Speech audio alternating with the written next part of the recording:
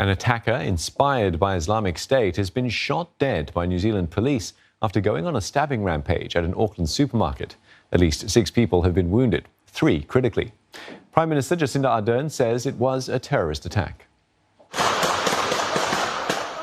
Within 60 seconds, police closed in on the man responsible for the knife rampage at a supermarket in Auckland. He entered a shopping mall and seized the weapon from a display.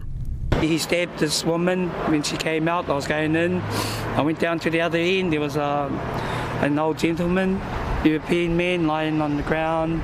He got stabbed up. A lot of people ran up to me and said, just run, just run.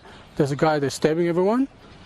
And then I walked to the next aisle and I saw a lady lying on the floor. Prime Minister Jacinda Ardern says the Sri Lankan national was a supporter of the Islamic State militant group. She calls him a violent extremist who attacked innocent New Zealanders. What happened today was despicable. It was hateful. It was wrong. It was carried out by an individual, not a faith, not a culture, not an ethnicity, but an individual person who was gripped by ideology that is not supported here by anyone or any community. He alone carries the responsibility for these acts. Let that be where the judgment falls. The attacker arrived in New Zealand 10 years ago.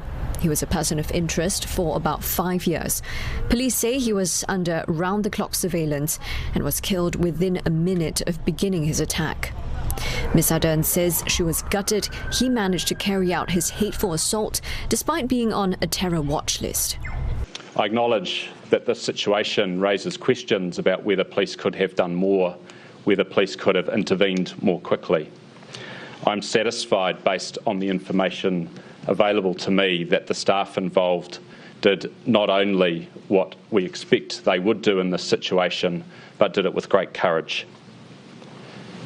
The reality is that when you are surveilling someone on a 24/7 basis, it is not possible to be immediately next to them at all times. Police say the man acted alone and there's no further threat to the public. Mike Rehu reports on what we know about the attacker. There's a real limit to what we know about the dead man, the 32-year-old man known as S to the authorities. A lot of this information about him is under suppression from recent court cases.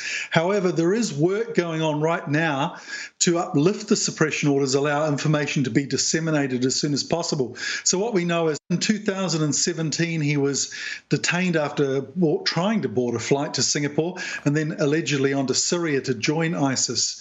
The police searched his apartment, found material that glorified violence, hunting knives. He was held in custody and denied bail for more than a year, pled guilty on charges of distributing restricted material, was sentenced to supervision.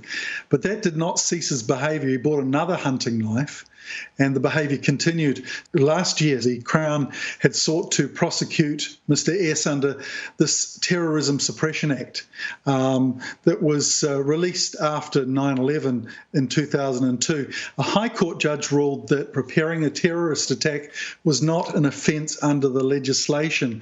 He was instead prosecuted on lesser charges. But even during the trial, he told the jury, "You're worried about one knife. I'm telling you I'm going to buy 10 knives. It's about my rights." So this tragedy's really put the spotlight on why the laws have not been strong enough to prevent this type of attack.